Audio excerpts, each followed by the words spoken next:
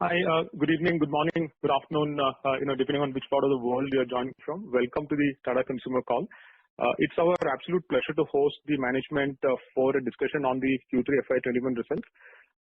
We have with us today Mr. Sunil D'Souza, the Managing Director and the CEO from the company, Mr. L. Krishnakumar, Executive Director and Group CFO, Mr. Ajit Krishnakumar, COO, and Mr. Rakesh Soni, Global Head Strategy and M&A.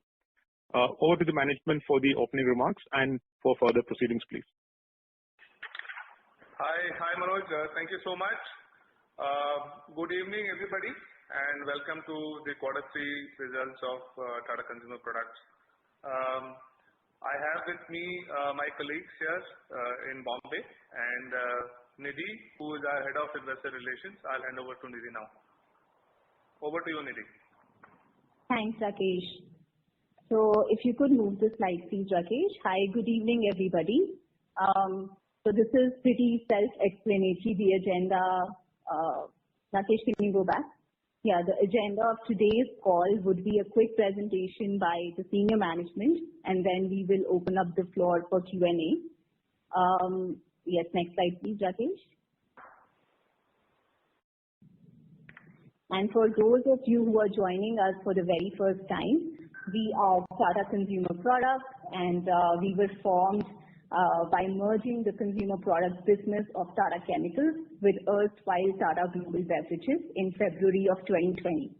So we are less than a year old in our current avatar. We, of course, are home to some of the most iconic brands like Tata Salt, Tata Tea, Tetley, 8 O'Clock Coffee, and some of the more younger and emerging brands like Tata Sampann and Himalayan. So that's us in a nutshell. I would like to now hand it over to Sunil. Sunil, over to you, please. Thanks, Nidhi. Thank you everyone for joining us today. If I take you through the executive summary of our performance for the quarter ended December 2020, during the quarter, our consolidated revenue was up 23% year-on-year with group net profit up 29%. The India business top line accelerated sequentially, while international markets also delivered a strong performance. Overall, all in, the India business grew by 36%, led by packaged beverages, which was up 43%, with 10% volume growth. India Foods business also was a 12% volume growth and grew 19% on revenue. We had sequential improvement in NourishCo's performance with a 9% revenue growth. Branded international, if I exclude food service, which is the empirical food service business in the US, grew 13% with underlying constant currency growth of 7%. Consolidated EBITDA for the quarter was up 12%. While volume was very strong, revenue was strong, EBITDA was up 12%. With strong margin delivery in international and India Foods business, the India tea business had to walk the fine lines between margin, volume and market share and therefore faced margin pressure during the quarter, while the overall year-to-date margins have been largely stable despite a period of hyperinflation in raw tea prices. We have made significant progress and moved forward with our transformation journey while maintaining our focus on volume growth and competitive market share performance, the details of which we will share in a short while. We continue to invest behind our brands to drive long-term growth, but more importantly, we continue to focus on the building blocks for the future: sales and distribution, infrastructure, digital, advertising and promotion, and innovation. In line with our strategic intent of entering new adjacent categories in the food space, we have now entered into an agreement to acquire 100% equity stake in Kottaram Agro Foods Private Limited. The brand name there is Soulfull. Additionally, we also exited the MAP Coffee business in Australia in line with our portfolio rebalancing. If I walk you through the details of the performance, India business revenue of 1,275 crores, growth of 46% on the back of volume growth, double digit at 10%. India Foods 631 crores, volume up 12%, revenue growth 19%. US Coffee volume 7%, constant currency growth of 6%, revenue growth 11% at 321 crores. International Tea, again a volume growth of 6%, constant currency revenue growth of 7%, total revenue growth 14% at 549 crores. Food service, and this is the business that I was alluding to, was down 25% in volume, down 31% in constant currency, down 28% on overall revenue at 56 crores. Tata Coffee, which has already declared its results, volume growth -4%, revenue up 1% at 212 crores. Total consolidated constant currency up 21%, including Forex 23% at 3,070 crores.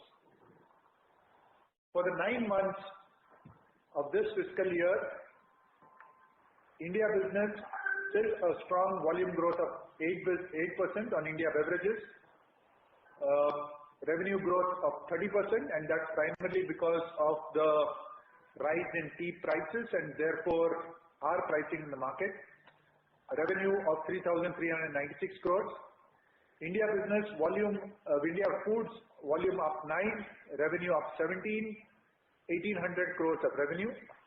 US coffee double-digit volume growth at 10%, revenue growth at 19%, and almost 1,000 crores of revenue.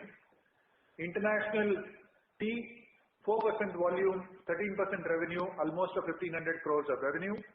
Food service, albeit improving, but still -35% in volume, -36% in revenue, 146 crores all in. Tata Coffee volume up 6%, revenue up 10%, and 684 crores of revenue, all in 8,565 crores, up 18%. In summary, for the quarter, 3,070 crores, up 23% on revenue. EBITDA at 365, up 12%. Profit before tax of 298 crores, up 13%. And group net profit at 237 crores, up 29%. Margins at 12%, almost 12% on EBITDA, but down 120 basis points versus the same quarter year-on-year. Profit before tax, 9.7% margin, down 90 basis points, but group net profit up by 30 basis points at 7.7%. Our EPS was 2.37, up 29%, and we've got now net cash of 1,550 crores sitting on our balance sheet. For 9 months, 8,565 crores, up 18%, revenue 1,253 crores, EBITDA up 26%, PBT 1,080 crores, up 29%, group net profit 856, up 47%. We have grown margins on a 9-month basis across EBITDA, PBT, and net profit, and EPS up by 50% at 8.71. Now, we have outlined 6 strategic priorities, and we've talked about it in the past, starting with strengthen and accelerating core business, driving digital and innovation, unlocking synergies, creating a future-ready organization, exploring organic and inorganic new opportunities, and embedding sustainability. To give you a glimpse of how we progress against those priorities, starting with strengthening and accelerating our core business and powering our brands. So we have started our ATL drive, especially in the south. So this is what you see our partnership with the IPL team in Tamil Nadu. We strengthen our position on Tata Gold in the east. We ran a digital campaign and we continue to run digital campaigns behind Tata Sampann Spices, leveraging our celebrity chef, Sanjeev Kapoor. We advertise value-added salts after a long time, leveraging Kaun Banega Crorepati.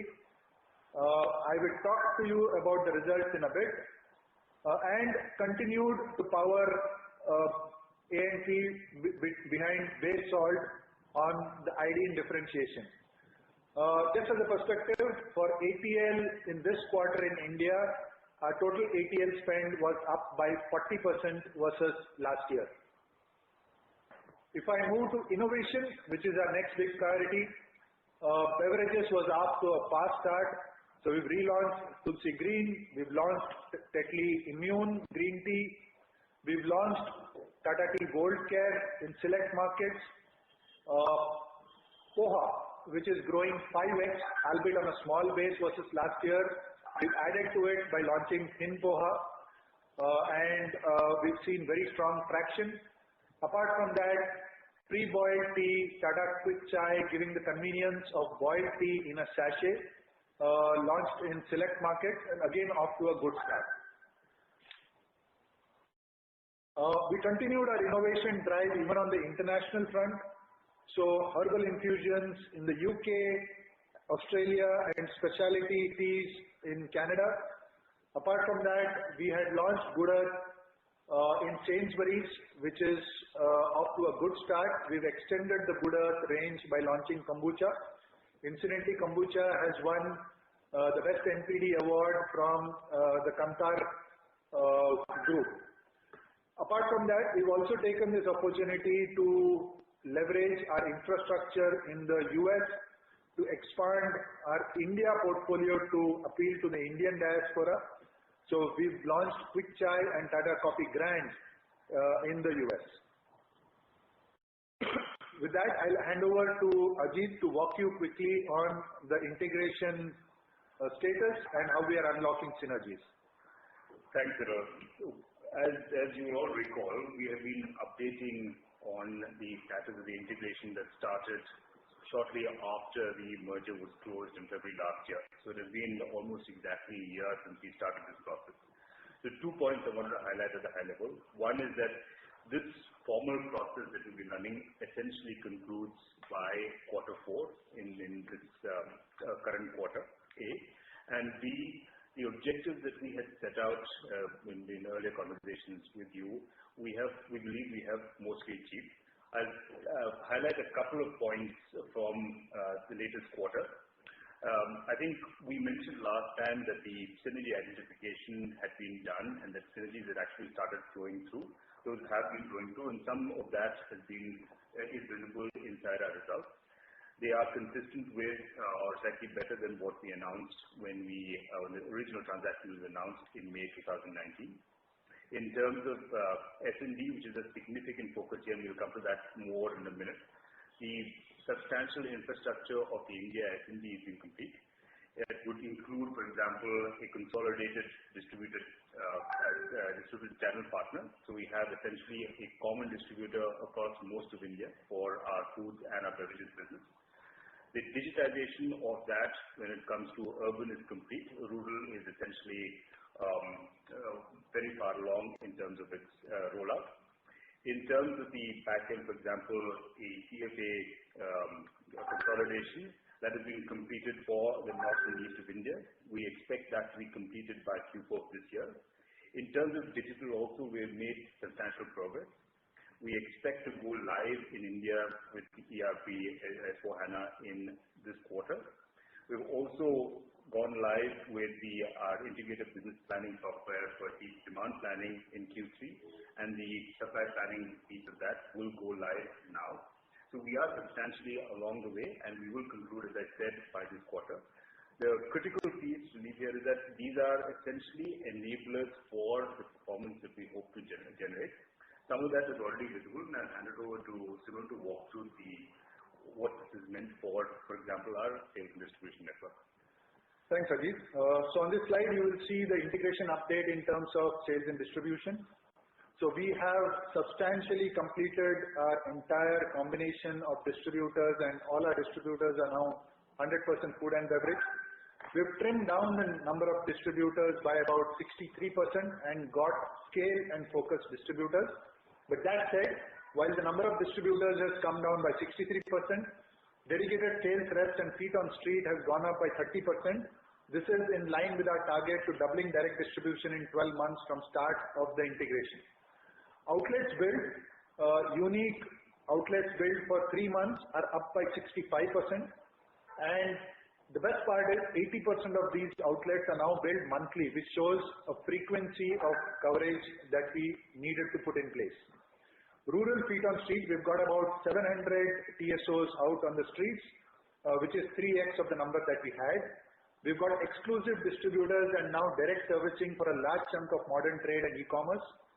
100% of our distribution and channel partners are integrated in terms of automation, and therefore we have real-time access to data.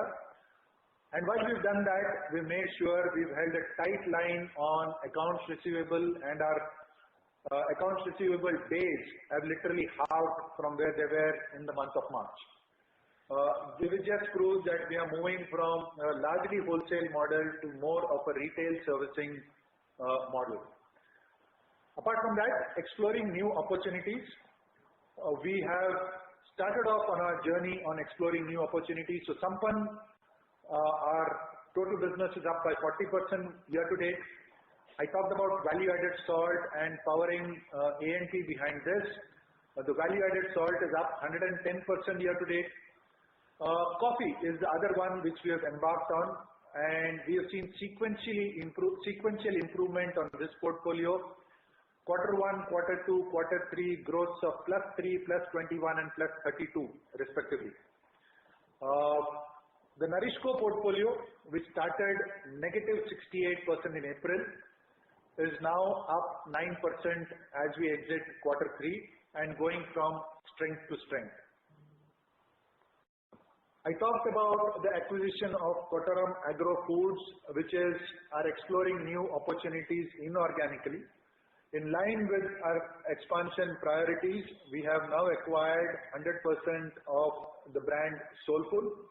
This tuck-in acquisition, and you'll see many more of them as we go along, will enable us to have a better play in the better for you products category. Now, this product portfolio straddles multiple consumer occasions: breakfast, snacking, mini meals, convenience, healthy, clean label, no maida offerings targeted for millennial families. It's a strong brand built in select urban markets, and the key out here is select urban markets, because their total reach is 15,000 outlets. And just remember, our total numeric reach today is about 2.4 million. We started off in March with 2 million, expanding our S&D. We are now at 2.4 million outlets. Soulfull starts with 15,000, therefore giving us a huge opportunity to expand this brand across the country. It's got a young, passionate, purpose-led management team, which we retain as we go forward. It's got in-house manufacturing and R&D capabilities, allowing us for portfolio expansion very quickly. And they've got a strong NPD pipeline in the works, which allows us to expand the business. In terms of a transaction overview, we acquired 100% of the shares for a consideration of 156 crores. The company is to be renamed Tata. Company is to become a 100% subsidiary of Tata Consumer Products. The transaction is expected to close by end of this quarter, and it will be integrated. I did talk about the synergies of 15,000 outlets versus 2.4 million, which is our total numeric reach, and therefore scope to unlock significant synergies in sales and distribution. Apart from that, the back end in terms of procurement, manufacturing, logistics is the other piece, I think, which we can unlock.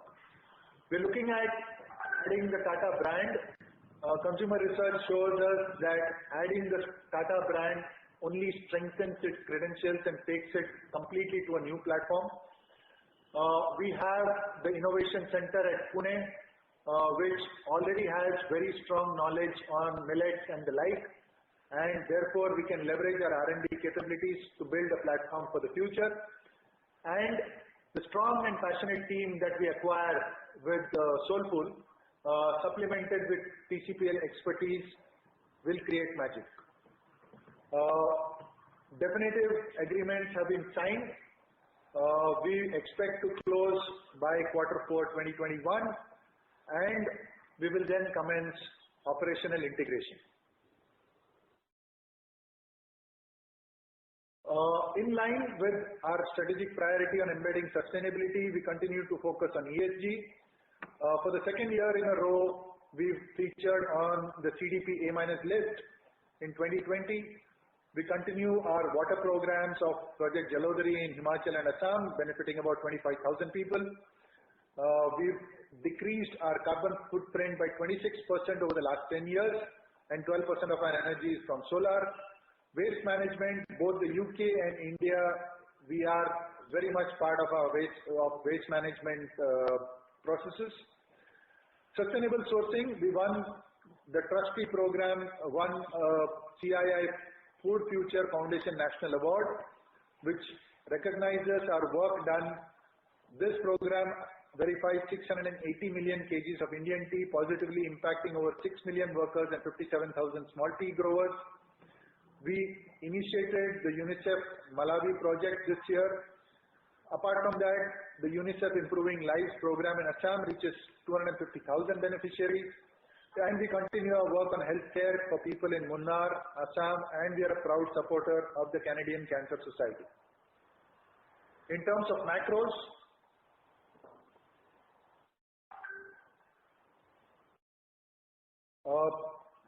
no big news on the left-hand side. All our three major markets are coming back very strongly, and US, while it jumps into positive territory on GDP growth, UK and India still are slightly below the 0% mark. The interesting piece is the piece in the middle, which is tea prices. After having a record 70 to 80% growth over last year in the months of August and September, which was Q2 for us, now we are seeing prices come down. Although that said, they still remain about 15 to 30% above last year, because while they did come down quite significantly in December, we have seen them inch up and sort of stabilize at a level early January. Coffee prices, while Arabica coffee prices saw a slight uptick, Robusta was largely stable. In terms of the categories that we play in the US, we saw a decline in regular black tea after strong growth of Q1 and a decent growth in Q2. But coffee continues to be high single digit, albeit off the highs of growth that we saw in the last 2 quarters. In the UK, after growth in Q2, black tea has started to get into declining territory, but we continue to see strong growth in fruit and herbals. Canada, we saw growth both in black tea and in specialty tea, high double digits. This is because Canada was one market where the second round of COVID and the lockdowns combined with sales promotion run has spurred on the category. India, we saw 14% growth for branded tea, volume growth of 4. Revenue growth has accelerated from 6 to 14. But that said, I think the entire impact of tea costs and therefore pricing taken in the market have still not reflected. You could expect this number to keep climbing as we go into Q4. A quick snapshot of our different businesses, starting with India. 10% volume growth, 43% revenue. We continued with market share gains. 50 basis points versus last quarter and 94 basis points versus same quarter last year. Margins for the quarter were definitely impacted by tea inflation and competitive pricing. But as I said, we've maintained a fine line between margin, volume and share, and we think we delivered a good result. Year to date, the segment margin is still at 14% despite unprecedented inflation in tea prices. We have gone aggressive with Tata Coffee Grand. We've reformulated product as well as pricing in low unit packs. Restage of Kanan Devan and Gemini, both of which play in the south, happened during this quarter. India Foods, 12% volume growth translating into 19% revenue growth. Third successive quarter of double-digit revenue growth across the salt and Sampann portfolio. Salt revenue was up 19% in Q3 with double-digit volume growth. Market share, again, we've continued with market share gains with the highest ever sales volume in December. Tata Sampann portfolio grew high double-digit despite in-home consumption normalizing. And EBIT margin expanded despite doubling of advertising spend year on year, driven by mix and a tight control on costs. Our value-added salt portfolio, I talked about it, was 2.7x versus the same period last year. Nourishco, I talked about it, starting from a negative base in Q1. April was actually -68, is now growing, up 9%, 33 crores in revenue. Back in growth trajectory with very strong growth momentum in December. December was up 40%. Tata Gluco Plus and Tata Water Plus are key drivers. Himalayan is still a bit soft with on-premise still running behind the curve, if I may. Tata Water Plus achieved highest ever volume growth in December and goes from strength to strength. And we continue on our plans on expansion both for geography as well as capacity and making sure our innovation pipeline is ready to deliver. Tata Coffee, we had 6% growth in plantations and overall growth of 1%. Extractions was down 3%. Top line overall 1% growth was led by Vietnam extractions and tea plantations, which helped offset the decline in the India extractions business. The India extraction business, the decline was led by a softening of the European market, which is the primary consumer for the India business. Apart from that, severe shortage of containers across the world and shipping jams did not help. The Vietnam plant is now operating at 93% capacity and new product development is gaining traction. Tata Starbucks, we've seen strong sequential recovery with December now at 90% versus last year. We're now present in 15 cities, 209 stores, and 92% of stores are open. The stores which are not open are primarily in office and mall complexes. They returned to being EBITDA positive in December 20 despite the pressure on the top line. The non-metro cities are recovering faster. High Street is recovering faster. We opened 13 stores during the quarter. We continue to focus on making sure we are maintaining our momentum on new store expansion. It should be broadly in line where we ended last year. Dine-in capacity is still at 50% and this is the one which is holding the top line down. That said, dine-in as a percentage has come back very, very strongly. And we continued our effort to build the brand with a Stay Safe with Starbucks campaign, a new film on social media, launching various programs including the Starbucks 190 celebrating 8 years in India, the Tata Starbucks Empowering Girls and Young Women program where every store supports girls' education and leveraging Indian festivals by launching the Diwali Blend Pan India, a first of its kind initiative right now for India. On the international pieces, starting with UK, we had a 1% revenue growth in constant currency terms with volume growth of 5%. It was led by discounted channels while out of home and wholesale continue to be under pressure. Good Earth Tea and Kombucha, which we've launched now in the UK, continues to see good traction, especially in e-commerce. Tetley continues to grow share in the rapidly growing segments of decaf, fruit and herbal and green. And we've seen strong profitability on account of good overheads management and lower trade promotion. Teapigs, our super premium brand, grew by 32% and we more or less maintained our market share in everyday black. In the US, coffee was a revenue growth of 7% with volume growth of, revenue growth of 6 with volume growth of 7. A strong uptick from previous quarters when volume declined. We are seeing the retail coffee category slowly returning to its long-term average growth rates. E-commerce channel continues to grow at an accelerated pace and we are more or less maintaining our market share around the 5% mark in the US market. Tea, excluding Empirical, which is our out-of-home business, which has got impacted, we've seen robust growth of 18% against a volume growth of 22%. Especially strong growth seen in the Good Earth new launches of sensorial blends. And the tea category continues to be driven by the specialty tea. I did talk about the food service business that continues to remain under pressure with the second wave of COVID not helping us. But we continue our innovation focus overall on coffee. Cafe Ariba launched in select Hispanic Florida markets. and continuing to run promos behind 8 o'clock, including raising marks to those who have served in the American military and offering free bags of 8 o'clock on Veterans Day. Canada, which is a strong market, exceptional revenue growth of 24% on the back of 19% volume. Canada was one market where we saw an upsurge again with the second round of lockdowns.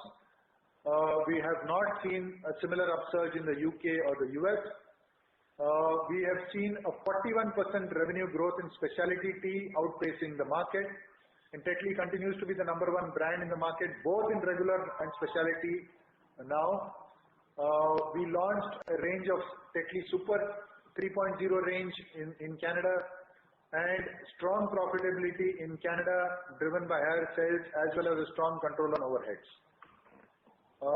In other updates, we have maintained close to 30% market share and continue to run extensive ATL campaigns in Canada. In terms of awards and recognition for the company overall, for our annual report, we received an award from the League of American Communications Professionals. I talked about Tata Consumer Products receiving an A- in CDP and being recognized in CDP's leadership band for the second year in a row. Sustainable sourcing, the Trustee TCP partnership, receiving an award from the CII Food Future Foundation, and 6 of our packing centers received food safety awards from CII, including one for outstanding performance.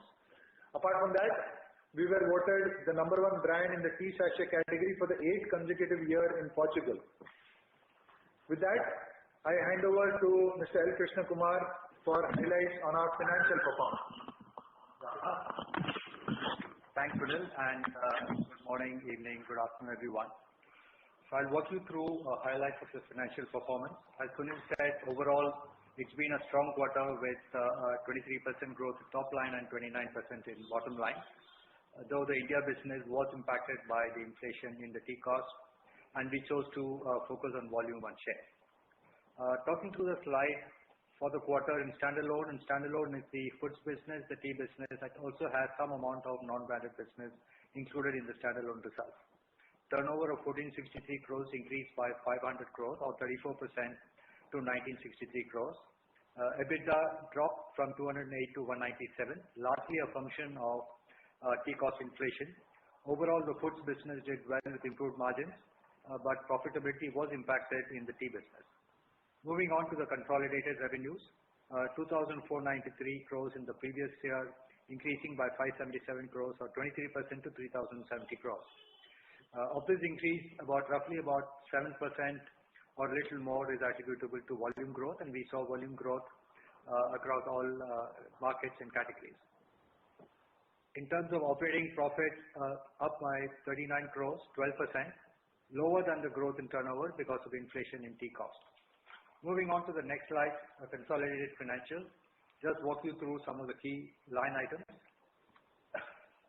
For the quarter, revenue at 3,070 crores, up by 23%, of which 2% is FX, roughly 7% is volume, and the balance is price increases to cover tea inflation and some amount of price increases or reduced promotion intensity in different markets.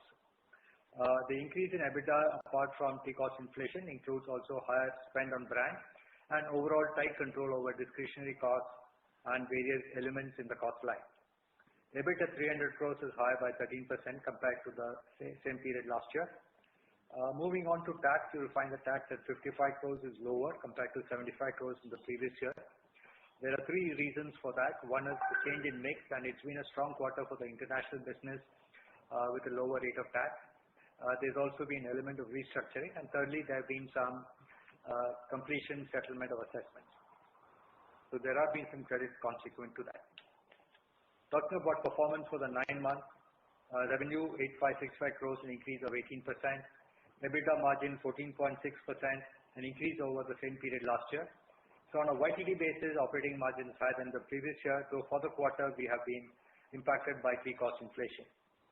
PAT 860 crores compared to 585, a 47% increase. So overall strong YTD performance, little bit of impact on margins in India, and that's consistent with the overall trend for the industry and we are focusing on volumes and gaining market share. Moving to the standalone financials, revenue up by 34%, operating margin lower than the operating margins for the quarter standalone, lower than the previous year, again impacted by key costs. PAT is also lower because of the reasons that we have explained. For the 9 months, revenue from operations higher by 22% and PAT higher by 19%. Operating margin stable for 9 months in India compared to the same period last year. Moving on to segment performance. India Beverages, an increase of 46%, and we saw earlier in Sunil's summary slide that the revenue growth was about 10%. India Foods, an increase of 19% in revenue, of which 12% was volume. International Beverage, an increase of 9%, and the underlying volume growth is different in different markets, but roughly a 6% growth in coffee and a 6% or thereabouts growth in tea, excluding out-of-home. So overall, it's been a quarter of robust volume growth coupled with price increases. Moving on to the segment results. In India segment, profit lower by 38%, 79 crores versus 128, largely a function of tea cost inflation in India.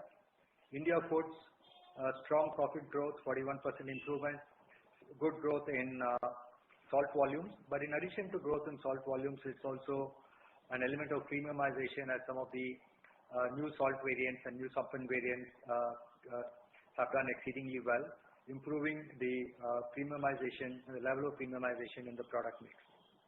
International Beverages, 123 crores versus 79 crores, an increase of 56%.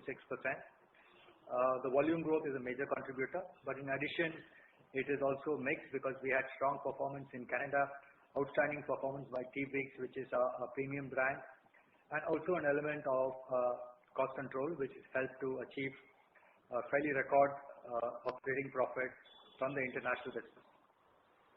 If you move on to the pie chart on the right, India Beverages 45% of the total revenues, India Foods 22%. Together, India business accounts for almost 2/3 of the total revenue. Moving on to the segment results, India Beverages 27%, lower in relation to turnover this quarter, though on a YTD basis, the trend is different. International Beverages profitability contribution to the total is higher at 41% compared to the earlier quarter. So that's it on the financials. We're happy to answer any questions.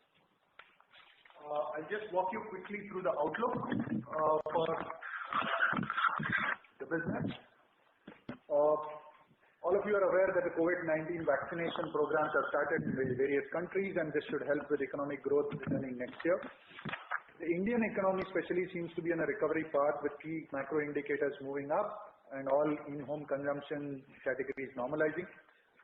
The second wave of COVID-19 in the US and UK does present us some level of uncertainty because A, we are not seeing the pantry loading that we saw last time around, and second, we are seeing lower footfalls in retail stores, and that could put a bit of pressure. Tea inflation, we talked about it, in India remains a challenge in the near term, but given all the building blocks that we are putting in place, we remain very, very confident of the medium to longer term, but we need to navigate margin pressure by staying focused on volume and share growth in the near coming quarters. With distribution expansion in progress and growth in momentum in India Foods, Beverages, and ready-to-drink business, we expect to see continued momentum in these businesses. The addition of Soulfull will now give us an opportunity to expand our product portfolio and participate across multiple consumption occasions and multiple categories. The international business is expected to normalize once the vaccination program is complete, which hopefully should be either late Q4 or somewhere in Q1. We should start seeing trends coming back to normal. Meanwhile, we will continue our transformation journey that will help us deliver on our strategic priorities. With that, we come to the end of this presentation, and we would open the floor to questions. Thank you very much. We will now begin the question and answer session. Anyone who wishes to ask a question may press star and 1 on the touchtone telephone. If you wish to remove yourself from the question queue, you may press star and 2. Participants are requested to use handsets while asking questions. Ladies and gentlemen, we will wait for a moment while the question queue assembles. To ask questions, please press star and one. The first question is from the line of Arnab Mitra from Credit Suisse. Please go ahead. Yeah, hi. Good evening. Thanks for taking my question. My first question was on the salt business, where you've seen this very high growth in the last couple of quarters in the value-added premium salt business. So my question was that in terms of after this growth that you've seen, approximately what part of your salt portfolio would be, would be value-added? And do you get a sense that there has been actual offtake growth in these products to the level of your growth, or there is a bit of distribution or pipelining as you have expanded distribution? And where I'm getting at is, do we see this one-time very large jump here, or do we see this actually being a very fast-growing segment within your salt, let's say, for a 3 to 5 year view also? So let me leave you with 2 or 3 points, and I'll ask LK to jump in. Number one is we have seen share gain in salt. So it is obviously not only volume and distribution expansion that has led in part to volume growth as well as share growth. That's number one. Number two, we've always maintained that we have a good opportunity in salt to expand the business both on the mass end, where we have local brands and unorganized players, as well as on the premium end. With that, we are now, focused on the higher end, and we are seeing traction there, but we are also seeing growth on the lower end. So I would say it's a combination of distribution expansion, it's ATL, as well as expansion of portfolio, because of which we are seeing growth. I do not think distribution and channel loading, if that is what you are referring to, has played any significant part in the salt growth.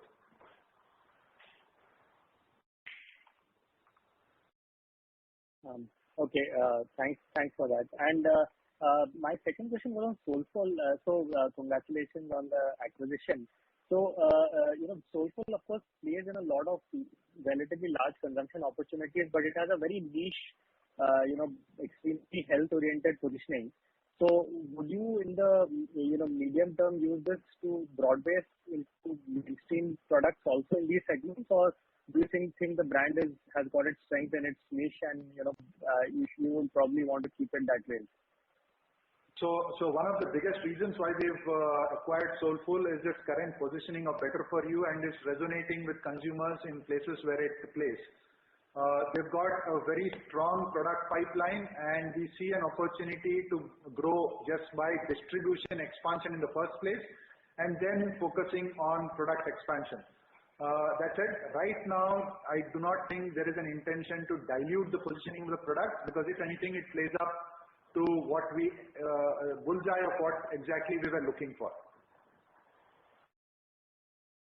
Okay, and if I may just ask one last question on international margins, we've seen an expansion this year. Some of it may not be sustainable because we would have had COVID benefits or better mix and things like that. But versus FY20, are there some components of the margin expansion or cost saving which would be permanent in nature? And if you could highlight what could be those areas? That was the last question from my side.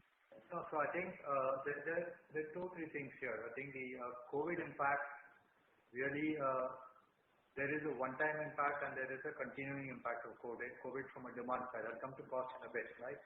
So overall, what COVID has done is it has increased consumption in home.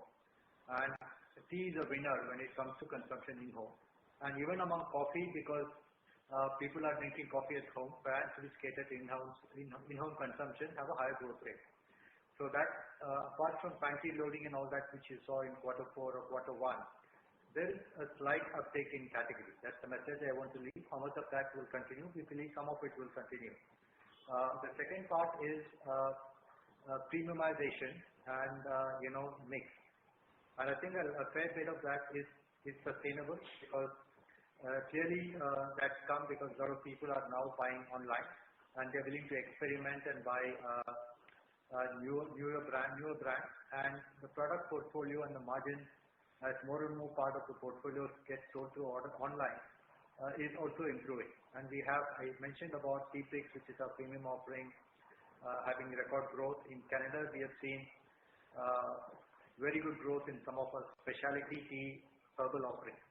So people are discovering that, and some of that is going to stay. So I think some element of mix is here to stay. Question mark is how much of slight uptake in category volume growth will stay, right? Some of the habits will remain. On the cost front, yes, there has been a lot of work on the cost, and I think there is further work which can be done in terms of cost. And that's where we need to do more in terms of making it sustainable. We also have an element of looking into the future of sterling sort of stabilizing from the Brexit lows, and that also will have a continuing somewhat favorable impact. So I think many factors working in favor in addition to COVID. But we have to work hard to make it sustainable, and the demand, how much of this will continue, we need to watch. Thank you so much, and all the best. Thank you. The next question is from the line of Percy Panthaki from IIFL. Please go ahead. Hi, good evening team, and congrats on a set of good numbers. I have two questions. Let me put both of them up front. So first is pretty straightforward. If you can give some idea on Soulfull in terms of the total turnover and the gross margins of the company, that would be really helpful. And secondly, on the price increases, see, you have done 43% value growth and 10% volume growth. So that's approximately 30% price increase you've taken. And I have two sub-questions to this. So first is the 30% price increase, and correct me if my inference here is wrong, is higher than what the other large player in the market has taken. So does this sort of not worry you from a competitive standpoint? Because if not now, over a longer period of time, this price differential, I mean, will it sustain and at what cost? So that is sub-question one. And sub-question two is that the tea cost has already come down, and it's just a matter of time when, I mean, your inventory runs out or whatever, a couple of months here and there, doesn't matter. And in context of that, how do you see your margins going ahead in terms of, I know that there will be a significant pass-through back to the consumer, either in terms of MRP reductions or higher promotions, etc. But since the decline in tea prices will be so sharp, given that they are at such a high base, is there any chance that there will be some retention of this going forward? So, Percy, let me take a punt at answering your questions, and then I'll ask Mr. Krishna Kumar to jump in. Number one is on Soulfull. It's about 39 crores of turnover in the last fiscal year, and margins are accretive to our business. That's number one. Number two, on tea pricing itself, here's the point. I did mention that it's a fine line to walk between margins, volume, and market share. That said, just as a perspective, I think the critical point to note is market share. I did mention that we have gained share quarter on quarter, and we are up by about 90 basis points versus same quarter last year. So you would see that we are not ceding ground significantly to competition. In fact, we are inching ahead. That's number one. Number two, while you mentioned that tea prices are coming down, tea costs are coming down, you're right, but I did say that they were still about, December they did come down, and January they started inching up by about 10 rupees a kilo again at the auction. So I would say they're operating between about a 20 to 30% premium, about 25 to 30% premium on the same period last year. Now, how fast they will go down and where they will go down, I mean, your guess is as good as mine. But our calculation is hopefully once the new crop comes in, which is end of April, sometime May, is when you will start seeing prices to start softening. And after that, yes, there might be an unwinding, but we will play it by the year, make sure that we are being competitive at the same time. We're making sure we're protecting volume and share. I'll ask LK to add if I missed anything. So I just two additional comments. One is the 30%, there's an element of mix also, that there's some element of premiumization in that, so the mix may not be like when you compare it with somebody else. And secondly, your basing a view based on a period, right? The timing of price increase may be different for us versus competition. I think some price moves have also happened subsequent to this quarter. So I would not be fixated about an accounting quarter, right? So we are conscious of the pricing of competition, and we, as Sunil said, are conscious of the level of share gain that we want to have. Percy, just the other thing I would like to add is, remember, one of the critical pillars for us to increase our market share and therefore volume is also our execution out in the market, whether it is in sales and distribution, whether it is in ATL spending or in innovation. We did show you an acceleration in innovation. On sales and distribution, numeric reach as measured by Nielsen, we started out with 2 million outlets end of March. And right now we've exited December with close to 2.4 million outlets. And I did talk about higher level of spending on ATL to build our brand with very, very targeted spends by geography. So we remain quite confident of continuing our momentum on market share. That's very helpful. Thanks a lot. Thank you. The next question is from the line of Tejas Shah from Spark Capital. Please go ahead. Hi team, thanks for the opportunity. On last call, we had called out that synergy benefits of 2-3% that we had identified at the beginning of the year. It will start surfacing a bit from 3Q itself. So where are we on that, and is there further room to see that advantage in fourth quarter as well of this year? So we have put in, as Ajit had presented, we have put in most of the blocks in play for realizing the synergies from the integration. I would say we are much ahead, or if not ahead of plan in terms of execution to realize those synergies. Whether it is delayering of distribution, restructuring our go-to-market for rural markets, whether it is moving from wholesale orientation to a retail orientation, all those blocks fell into place more or less, I would say, by December, though there is still some work to be done till end of this quarter. But the synergy numbers should now start flowing in. In terms of the back end, also we started the integration. Again, Ajit presented that almost half the country, the back end has got synergized in terms of logistics and warehousing. The rest of the half of the country again should be done by end of this quarter. So we had given a guidance of 2-3% of synergies, and we remain very, very confident of delivering it on or before time or ahead of estimates. Second, Sunil, since you assumed this role, it has been a completely online or MS team kind of management of businesses across. And I believe now as market has opened up, perhaps you would have stepped out and met the team and perhaps done some ground checks also, assuming that you have acquired a company also in this period. So is the priority list in terms of to-do list which you started with at the beginning of the year and after doing some of these checks or on the ground checks, has it changed or the priority list remains the same? I think the list is a very, very long list, excepting the priority list doesn't change. So I don't think anything has changed in terms of the priorities.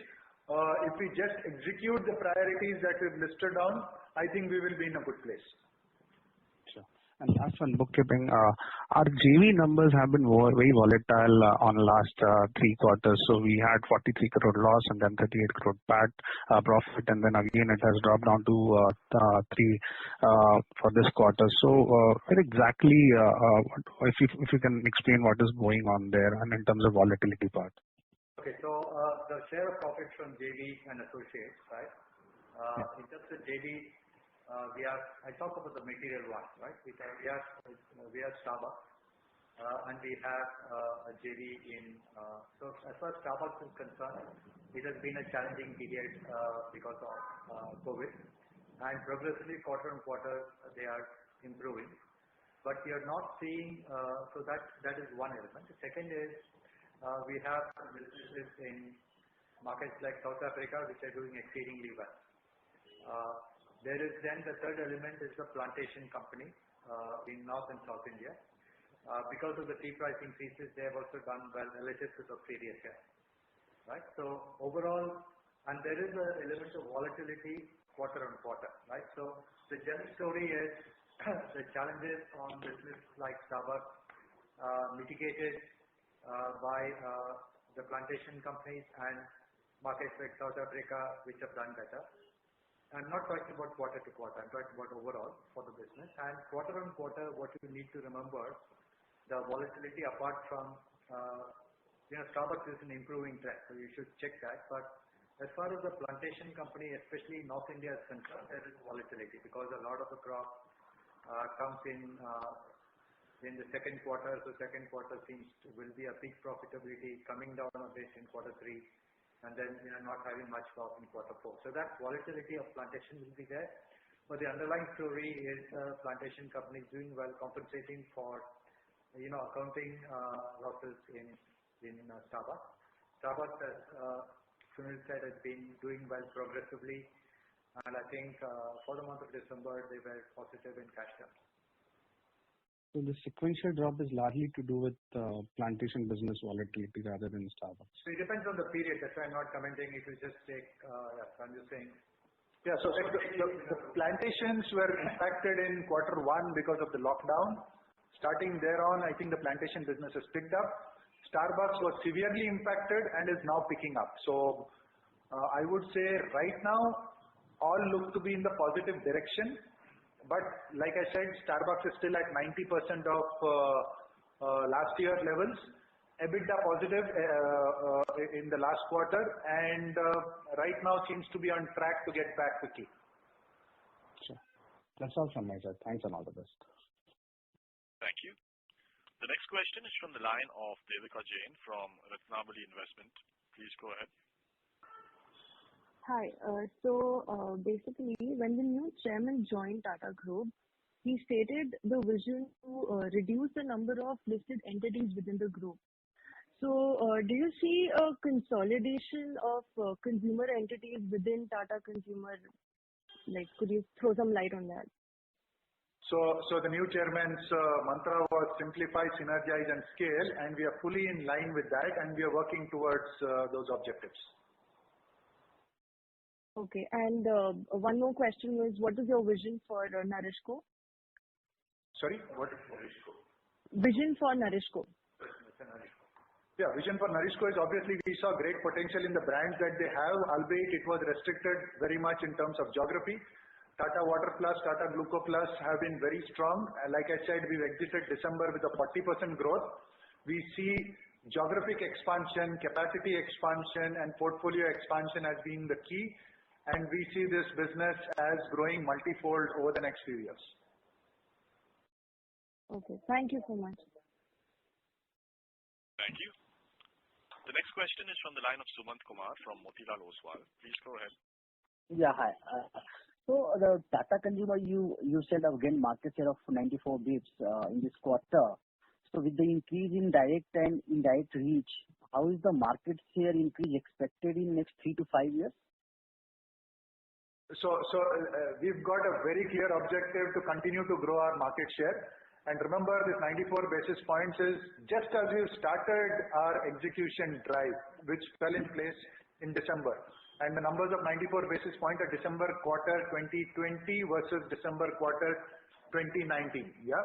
As we start executing and expanding our reach, especially direct reach, expanding our portfolio, making sure we power it with innovation and ATL, we do expect continued share momentum.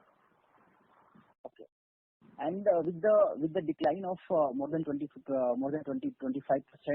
tea prices recently, and we have already taken price increase as on a date. So can we expect the gross margin is likely to be normalized in this coming quarter? As I mentioned, we've taken price increases, but not completely in line with the tea costs. Tea costs are expected to normalize by, I would say, early quarter 1 of next year. Till then, I did mention that it's a fine line to walk between margin, volume and share. The tea prices have been volatile through this year. They did come down, and December probably saw the bottom. but again, it has started to inch up in January. So I wouldn't hazard a guess on where it is headed and how it is headed. Only when the next season crop comes in, we do expect to see normalization. Thank you so much. Yeah, hi. We can take a couple of questions from the webcast now. I think the first question is from Pavas, and his question is, what will be the impact on the company post-budget disallowing amortization of goodwill for taxable income? Okay, would you take this? So we are still reviewing the fine print, but yes, there could be an impact in cash terms, but not so much in accounting terms. So we are trying to quantify, but there could be some cash outflow. It won't impact the numbers. Yeah, and another question is from Nikhil. He's from Swiss PMS, I guess. He said, we have made an acquisition of Kottaram. Also, we have a brand called Fabsta, which is also in ready-to-eat cook, although not in Tata Consumer. So, do we have any plans to integrate all such businesses? So, I will take this actually. So Nikhil, Fabsta is actually a private label brand of Star Bazaar, and it is not owned by Tata Consumer. So it is their private label, and it will continue to be there because it's part of their strategy. Soulfull, which we are acquiring, is a brand which is largely into breakfast cereal and healthy snacks category, and that is fairly different from what Fabsta says today. Himanshu Nair, his question is, can you share your plans for Tata Coffee brand in the branded coffee market dominated by Nestlé Naturel?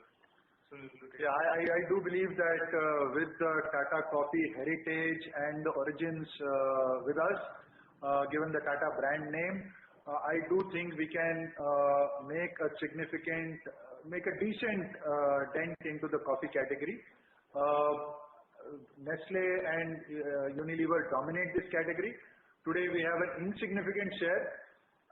Will we become very, very significant? Probably not, but I do think we can make a meaningful play in the coffee category. Distribution, brand, ATL and disruptive innovation is what will play a part, and you will see these things coming out very quickly. So Raymond, we can take one last question. Maybe, Viraj from Securities Investment. Sure. The next question is from Viraj from Securities Investment Management. Please go ahead. Yeah, hi. Thanks for the opportunity. Just had three questions. One, on the tea business, if you can just provide how has our market share moved in the Hindi-speaking belt region, in last couple of months, last 9 months, how has the market share moved? Second is on the Sampann, brand and the India food business. We have been launched quite a couple of products, before taking over as well. And in last 9 months, we also added new products to the portfolio. So if you could just provide a more granular detail of how the product scale-up has been, and, are there any products which are more 50 crore or plus 100 crore kind of a scale, So how much of the growth is coming from new launches and the scale-up of the existing which we have? So if any color you can provide on that. That's all. Thank you. So I'm not sure I got the question on tea shares, but we did talk about growth versus last quarter as well as growth versus last year, same quarter. And we have seen growth almost across all geographies.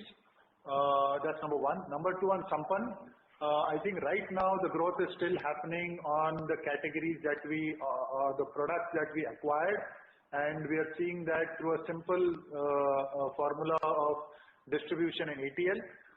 We're just embarking on our expansion of the Sampann portfolio, and poha, thin poha I showed you is one example. But poha, for example, we've had it for the last 1 year. Right now we're seeing about 5x growth on that poha portfolio, and adding thin poha to it will only expand the business. But on Sampann, both for spices and pulses, you could expect to see more rapid launches coming up very quickly. So on tea, what I meant is, before we took our market share in the Hindi-speaking belt region was low single digit. So how has that moved, for us? Sorry, I didn't get you. And what region? Our market share in the Hindi-speaking belt region has been low single digit in the tea business, India tea business. So how has that moved for us in last 9 months? I am not sure that actually one of our stronger territories is in the Hindi-speaking belt. Punjab, Haryana, UP, all these places, Delhi remain very strong markets for us. I'm not sure of the data on single digit. In fact, those are some of our stronger markets. So say MP and other markets, or Rajasthan, and those are the areas where, market share has been traditionally low. So as I mentioned, I won't comment state by state per se, but overall we're gaining market share and we are happy to see the momentum. Okay, thank you. I think, we can take one last question. Sure. We take the next question from the line of Nikhil from SIMPL. Please go ahead. Hello. Hello, am I audible? Yes, please go ahead. Yeah, sir, thanks for the opportunity and congrats on good set of numbers. Sir, my question was on Starbucks, where you mentioned that we are operating at 77% and still we've turned EBITDA positive. So is it some structural changes at the operating level which we have brought in, which has helped us to reach this level, which means that probably as we come back to that 100% of the revenues of our pre-COVID operations, our margin profile could be much better than what we were doing earlier. So has there been any structural changes which we have brought in at the operating level? So 77% is the index of the same store versus last year, the comps. But overall versus last year, because of the addition of stores, we are operating about a 90%. So we've increased scale and therefore leveraged fixed costs and the support center head office costs, if I may. That's number one. Number two, there's been a very, very strong focus on costs both at the center as well as in the stores, especially on rentals and other things. I think the team has done a phenomenal work of renegotiating rentals, etc. Going forward, now how those costs play out, your guess is as good as mine. But I do expect, because of our continued thrust on opening new stores, and as I mentioned, we expect to open close to the number of stores that we opened last year, even this year. So we do expect that we will come out stronger out of the COVID impact as we exit, and the business should be on very strong momentum. Fine. Thanks a lot. Yeah, I think we are good to go. So over to you, Nidhi. Yes, so in the interest of time, we are concluding, but if you have any further questions, please feel free to get in touch with us. And thanks for joining again. And thanks ICICI Securities for hosting us again. And we look forward to meet you all next quarter. Have a good evening. Thank you. Thank you.